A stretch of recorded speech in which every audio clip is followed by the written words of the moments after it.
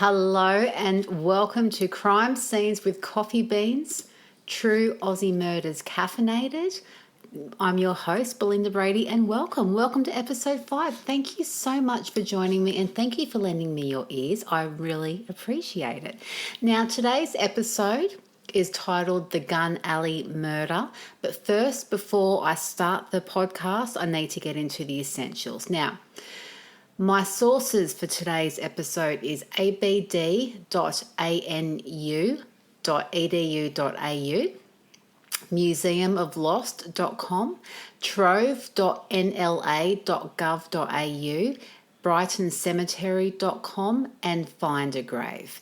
And of course, before I get into the nitty-gritty, we need to talk about what I'm drinking today. Now, it is pretty chilly tonight in my part of the world, in my part of Australia, so I am having a hot chocolate, but it's a toffee flavoured hot chocolate, and it is absolutely beautiful. So hopefully you are enjoying a drink along with me, and if it is alcoholic, if it's an alcoholic beverage, then good for you. Have a sip for me.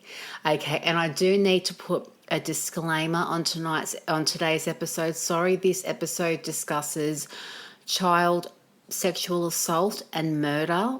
So this episode does talk about a child that was murdered and sexually assaulted. If this is upsetting for you, this is not your podcast. This podcast is not for you, and I'm not your girl, and you can tune out. I totally get it, not a problem. And hopefully you can rejoin me when I'm not talking about something that is distressing, but this did happen, so it does need to be spoken about.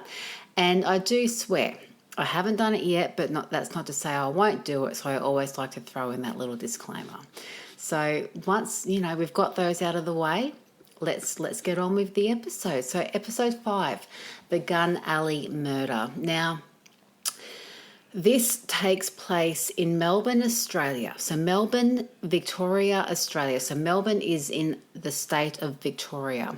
And this murder took place in December 1921, where a girl by the name of Alma Turschke, Tirtschke, so I do hope I have pronounced that correctly.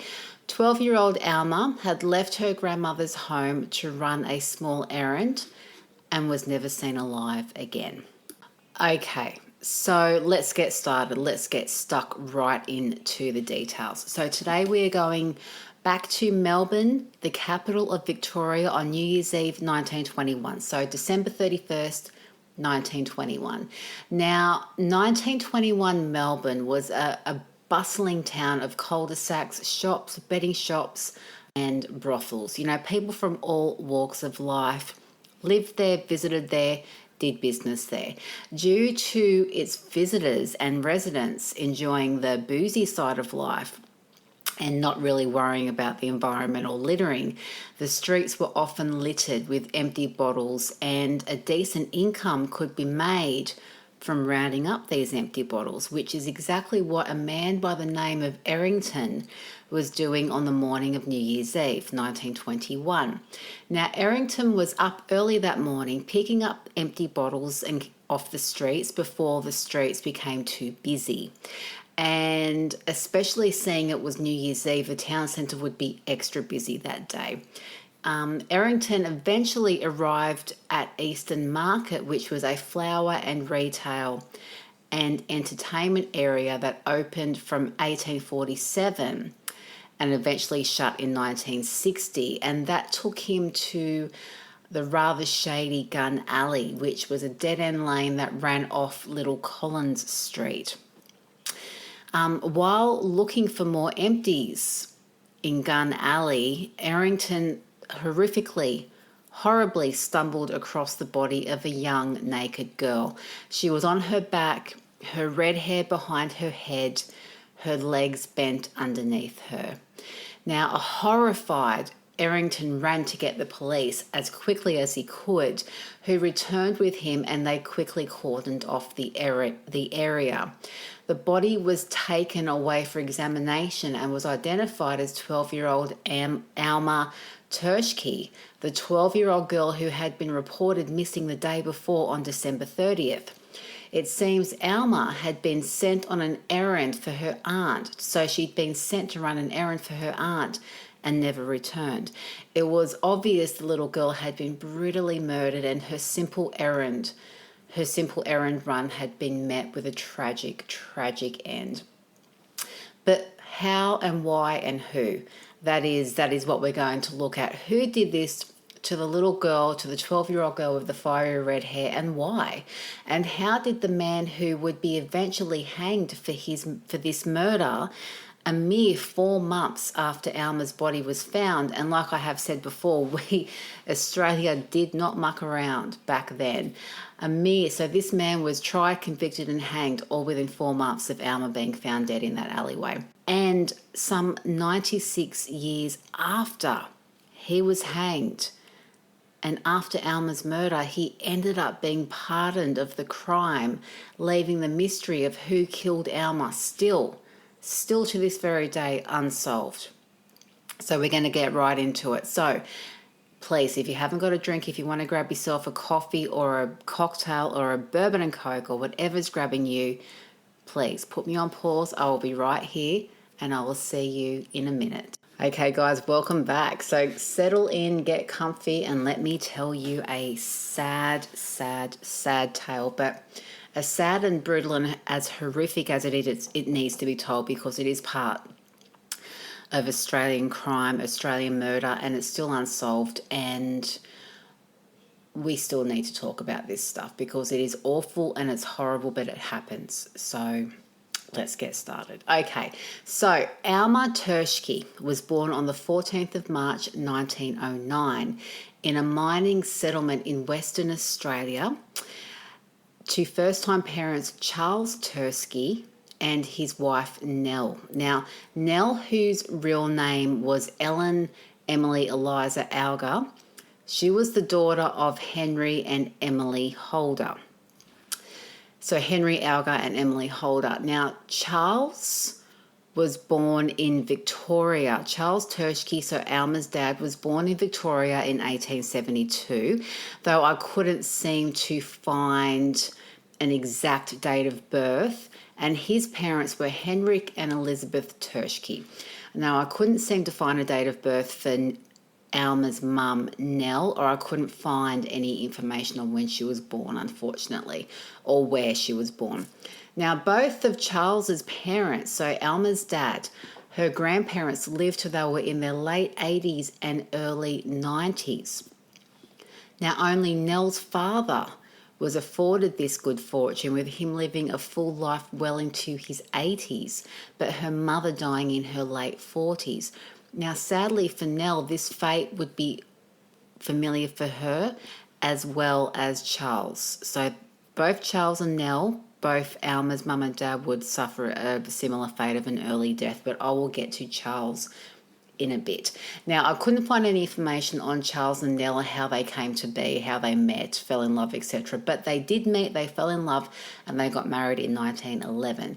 Charles landed a mining job in Zimbabwe, and the family went over there with him, with Nell giving birth to the couple's second daughter, Viola, in 1912. In 1914, the family were making their way back to Australia when Nell, aged only 36 at the time, died on her way home due to complications arising from her third pregnancy, and she was buried at sea. Charles and his daughters, Alma and Viola, returned to Australia as a widow, and the girls without their mother. Now, unable to care for his daughters as he had to work and he had to earn a living, Charles handed both his daughters over to his parents, Henry and Elizabeth, and he went off to work in Maffra, Victoria. And not long after, at some point, he's remarried. Yes, at some point, Charles did remarry, and he married a woman by the name of Emily Kate Rennell in 1919.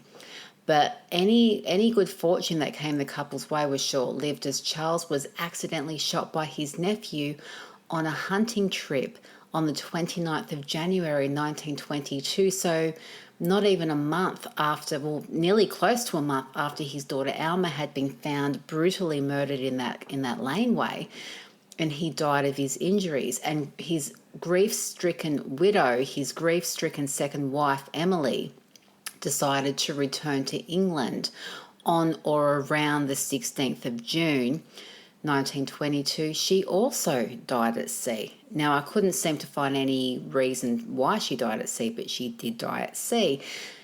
And just like Charles's first wife, Nell, his second wife, Emily, was also buried at sea. And it's also worth mentioning, and I did say that before, that he died around a month after his eldest daughter was found murdered, but I'm not sure if he was ever aware of what had happened to her, or if he was present during the trial. I couldn't seem to find anything about that. So while Charles is off making a new life for himself, getting married and eventually getting shot, Alma and her sister Viola were being raised by their grandparents. But after the death of their grandfather Henrik in 1921, only a few months before, Alma and her father also died. So Charles died early 1922. Alma died New Year's Eve 1921. But before all this happened, after Henrik, the grandfather, died in 1921, it was up to the grandmother Elizabeth to raise her granddaughters, and by all reports, she ran a very tight ship while caring for these girls in their home in Jolimont, Victoria. Now, Viola remembers her as being strict and not letting the girls out to play or make any friends. And as a result, Alma was a bright student at Hawthorn West Central School, but she was very shy, very reserved, and it made it really hard for her to make any friends. So, on December 30th, 1921, Alma's Aunt May paid the ladies a visit in Jolimont. She paid the ladies in their Jolimont home a visit and requested that Alma run a small errand for her. Alma was to go to the butcher's shop where May's husband worked and collect some small goods. She was then to deliver the package to May's house on Collins Street, and Alma was then to come back to the house in Jolimont, a round trip that would take around 2 hours. May gave Alma money for the tram and she left the house around midday. They would not see her alive again. When Alma didn't return by that afternoon, her grandmother alerted the police, who registered her as a missing person. But she wasn't even marked missing for 24 hours because her bruised, naked little body was found the next morning by the horrified Errington, who was simply just collecting bottles and come across her body, and the missing persons case was quickly changed into a murder investigation. Now, the two senior detectives assigned to the case were John Brophy and Fred Piggott, and these gentlemen were often referred to as Melbourne's Sherlock Holmes. Now, they apparently were amazing detectives, knew their stuff, and they were assigned to the case and to set about finding who killed Alma. Now, young Alma had been sexually assaulted and strangled, and it appeared she had been washed. Her clothing was not found, and it was quickly concluded that she had been killed elsewhere and her body had just been dumped in Gun Alley. Now, not helping the police was the location of where her body was found. The Eastern Market Arcade was Eastern Market / arcade area was a slum area of Melbourne full of squalor and disrepute, and the locals did not think much of the police. So if any of them saw or knew anything, they were reluctant in coming forward. But nonetheless, the horrific nature of the crime brought about a lot of public interest and press coverage and stirred up a lot of emotions across the city, with onlookers and citizens leaving tributes and wreaths behind where young Alma had been found. With pressure mounting, detectives were able to piece together the last day of Alma's life. So they were able to work out that she had left her grandmother's house at around 12:30, and she had reached her destination of her aunt's husband's butcher's shop at about 1 o'clock. She left there about 1:30. From there, she was meant to walk to her aunt's house, which was only a short walk, but for some reason she didn't. She was seen walking slowly along Little Collins Street at about 2 p.m., the time she was meant to be back home with her grandmother in Jolimont. Now, instead, she was wandering around Little Collins Street, and witnesses who saw her said she was just wandering aimlessly, looking nervous, agitated, or even scared. She was seen entering the Eastern Arcade area at about 2:30. Now, Alma had beautiful red hair, and the fact that she had this red hair made her even more noticeable to people who had seen her or passed her. And many people do remember seeing her purely because of her beautiful red hair. Now, at the end of this arcade, the Eastern Arcade, was a rather seedy bar called the Australian Wine Saloon, which was run by Colin Ross. Now, Colin told the police that he had seen Alma pass his bar at around 3 p.m, then leave the arcade altogether, which would have put her back on Little Collins Street, the street where she was first spotted. Colin claimed he didn't see her after that. He said he had no recollection of seeing her after that. Now, at this point, police and the government had offered a reward of £1,000 for any info, and this brought forward many shady characters, all of them wanting a grab for the reward money. And one of them was a fortune teller who went by the name of Madame Gurkha. No, I'm not making that up, I promise you. Madame Gurkha. Now, Madame Gurkha claimed that Ross had confessed to raping and strangling the young Alma. Now, police took this supposed confession that had supposedly been told to Madame Gurkha with a grain of salt, but had a look at Colin anyway. Now, Colin Ross had a violent past, and he was a bit of a shady character. Colin was born in North Fitzroy, Melbourne, in 1892 and was the third of 5 children. He was known as the quiet kid, and once he left school at age 11, he worked in a quarry where he was said to be an excellent worker. But an appendectomy rendered him unable to continue physical work, and he joined his family in running a hotel called the Donnybrook Hotel. Now, he was placed on a good behaviour bond in 1920 because he pulled a gun on his then girlfriend after she rejected his marriage proposal. Somehow I don't think doing that would have sealed the deal for you, Colin. Anyway. And in 1921, he became the licensee of the Australian Wine Saloon, which he ran with his mother and one of his brothers.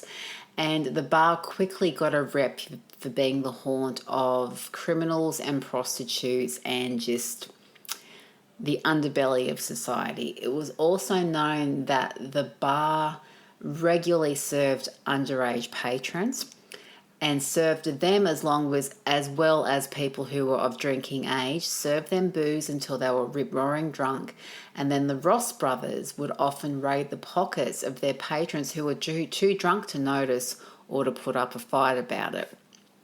In October of that year of 1921, Colin was charged and later acquitted for robbing and shooting a customer of his bar.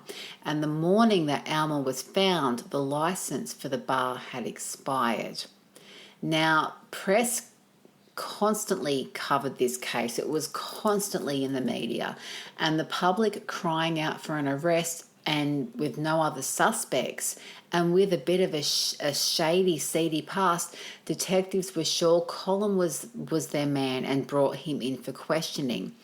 But that led to nothing. But under ever-growing public scrutiny, they arrested him anyway on the 12th of January 1922. They arrested him for the murder of Alma.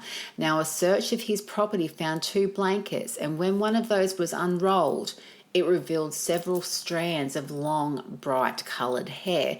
The blankets and the hair, as well as hair taken from Alma's head when she was found, were sent away for assessment by an assessor of the name Charles Price. Now remember, back in 1921, there was no DNA. There was nothing that we have today. So Charles, being the assessor, I'm pretty certain just means he would have really examined that maybe under a magnifying glass. And after having looked at the hairs that were taken from Alma's head and the hairs that were taken from the blanket found in Colin's place, Charles concluded that the hairs were close enough to identical and it belonged to Alma. So the hairs, in Charles's opinion, was a match. He had examined them, thoroughly.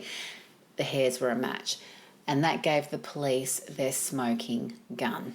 So with their smoking gun, Colin was charged with Alma's murder and his trial was set to begin on the 7th of February 1922. Now, the temperature in February in Australia is revolting. It's still in our summer, but February is traditionally a month that is rife with humidity, like exhausting, drenching humidity, and the temps often hit the early to late highs 40 degrees Celsius, like in the late to early 40s. For those who have their temperatures in Fahrenheit, that works out to be roughly 104 degrees Fahrenheit. Now, no aircon, no fans back in those days, but that didn't stop the public crowding the courtroom to catch a glimpse of the suspect, and it just would have been, just unbearably hot. But Colin's attorney thought their client's case was pretty strong and the evidence against him was flawed. They examined the hair themselves. They examined the hair from the blanket and the hair from Alma's head and decided it was not a perfect match, as the police had stated, and his continued insistence that he was innocent unfortunately didn't do him any favours. The high-profile case and reward brought forward many shady characters who were willing to turn on the man who they called friend and who often served them drinks. So even though the evidence was in his favour, his acquaintances turned on him for money. Now, one of them was barmaid Ivy Matthews, who eventually got the lion's share of the reward after she had testified. And she was working at the bar the night or the morning that Alma had been murdered. Now, she said she saw Alma in the bar in a private room and that Colin had given her an alcoholic drink. She then said, rather sensationally, I have to add, that Colin had confessed to killing her, stating, quote, "He said that the child had been tampered with by men before. He said that he ravaged her but did not intend to kill her," end quote. Now, a thief and a habitual liar also joined in on the pile-on of Colin, and this man's name was Sidney Harding, and he stated that Colin had confessed to murdering Alma while on remand in Old Melbourne Jail waiting to go to trial, and yet another person to turn on Colin was another witness, supposed witness by the name of Olive Maddox. Now, Olive, a woman who was rather charmingly described as a illiterate woman of ill repute, testified that she was at the bar at around 5 p.m. and she saw 2 or 3 men with a little girl. She said she saw Alma in a small compartment with 2 strange men and an empty glass in front of her. When Olive went to protest to the young girl drinking to Colin, Colin apparently shut her down, telling her if the girl wanted to have a drink, she could. When Olive returned to the same spot around about an hour later, Alma was gone. The young girl was gone. Now, the case against Colin was strong and was not helped by his arrogance and his air of bravado, and he sounded rough and thuggish when he took the stand. And despite his story that he had seen Alma outside his bar at around 2-3 p.m. the day she was murdered and didn't see her after, and this on top of his statement that he had spent most of that night, most of New Year's Eve, with his friend Gladys Wayne, and he didn't get home until around midnight. None of it helped. None of it helped his case at all. After the jury deliberated for one day, he was convicted of Alma's murder and sentenced by the judge to be, quote, hanged from the neck until you are dead, end quote. His lawyers appealed, but their legal options were limited, so they did their own investigation and they found witnesses who hadn't taken the stand during the trial, who had said that Colin was working behind the bar the entire night of Alma's murder, so he couldn't have possibly hurt the young girl. And probably the most stunning witness came from probably the most stunning witness statement came from Joseph Graham, a taxi driver, who said he heard several high-pitched screams that were quickly muffled as he walked up Little Collins Street at around 3:30 p.m. the day Alma went missing. When asked why he didn't report it, he said he tried to. He even went as far as going into a police station to report this, but he was dismissed. Now, despite this new evidence, the appeal was not successful. Public opinion had already tried Colin, they've already convicted him, and Colin was hanged on the 24th of April 1922, proclaiming his innocence until the very, very end. As he was led to the gallows, his last words were, quote, I am now face to face with my Maker, and I swear by Almighty God that I am an innocent man. I never saw the child. I never committed the crime, and I don't know who did. I never confessed to anyone. I ask God to forgive those who have sworn my life away, and I pray God to have mercy on my poor darling mother and my family. Now, he was hanged exactly 4 months after Alma was murdered. Like I said at the beginning, we did not muck around then. And the public and the police were relieved that this horror child killer was dead and gone, and he was buried in a murderer's grave in Melbourne jail to rot in hell for all eternity, and life went on. But not for Colin's family. Now, the Ross family, Colin's family, maintained his innocence, and they had their supporters who went on to form the Colin Ross Vindication Committee, and the rebuttal of the case was published with harsh criticism of the media and the witch hunt that brought about Colin's conviction and execution. Some thought that the right man had been hanged. The police got their man. Others didn't. And in a letter to his family that Colin wrote just before he died, he actually wrote the words, "The day is coming when my innocence will be proved." Now, the family finally got their request, all years and years and years later, like a lifetime later. The family finally got their request to have the case re-examined, and what that revealed was shocking and would turn the case on its head. The hairs on the blanket that had been found in Colin's home, the smoking gun that brought Colin to the gallows, were tested by DNA analysis, and those results confirmed that they did not belong to Alma. They were not her hairs. They were not a DNA match. They were from someone else, meaning Colin had not been with Alma that night. His blankets did not come into contact with her. They were not her hairs on his blanket. He was completely innocent. They had killed, they had hung, they had executed an innocent man. Now, with this new information, Colin was pardoned of his murder charge by the Attorney General of Victoria in 2018, some 96 years after he was hanged for a crime he didn't commit. No relief to him, of course, he's dead. His last moments of life would have been awful, knowing he hadn't done it, but not been able to say or do a damn thing to escape his fate. But it did bring relief to his family to have had him pardoned of this horrific murder charge and have some peace finally brought to his name. So that brings us to the question, who did it? Who murdered young Alma? Who killed her in Gun Alley, or who killed her away from Gun Alley, washed her and then dumped her there? I've had a bit of a deep dive, and I can't think of anybody. I don't think it was Colin, and the DNA evidence proves that it wasn't Colin. I can't even begin to speculate what might have happened to that poor young girl.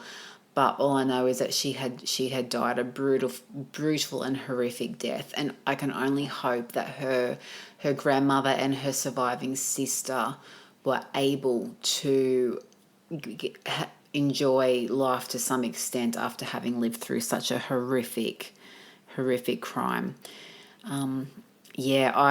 I'm drawing a blank here, guys. I think maybe young Alma just was at the wrong place at the wrong time and ran into someone who was very, very bad and did something absolutely horrific to her.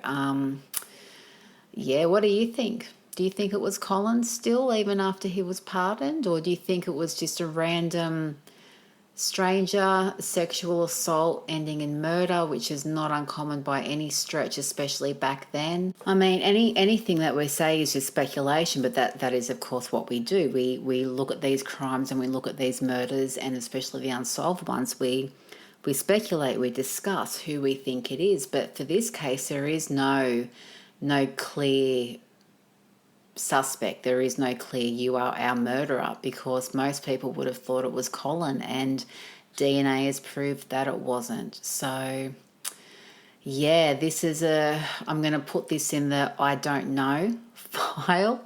But if anyone has any thoughts, please let me know. I'd love to hear who you think it is or what happened. But as we know, the people who know what happened are dead. They're long gone, so they can't tell us what happened. So yes, like I did just say, and I do apologize if I am repeating myself. If you have any thoughts on who did it, please let me know. I'd love to hear your theories. And that's it, guys. Another episode of Crime Scenes with Coffee Beans. True Aussie murders done and dusted. Thank you for your company. I hope you have enjoyed it. And as always, guys, until next time, stay safe, stay cool, and stay caffeinated. I will catch you all later.